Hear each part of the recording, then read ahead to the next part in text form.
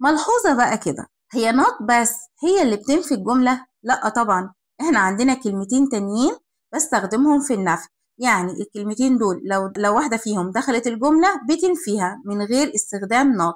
ايه هما يا مس؟ كلمة hardly وكلمة never. hardly يعني نادرا أو بالكاد، وكلمة never يعني أبدا. طيب ناخد مثال. he doesn't come late. هو ما بيجيش متأخر. late يعني متأخر. طيب استخدم never مكان not. هنعمل ايه؟ هنشيل not وهنشيل معاها الفعل المساعد اللي كان جاي ساعتها. حلو؟ يبقى هنقول he never comes late. الفعل جه بعد never بإس ولا من غير إس؟ بإس. يبقى هنرجع الإس للفعل تاني. يبقى لو شلنا doesn't وحطينا never هنحطه إس. يعني doesn't come بتساوي never comes. تمام؟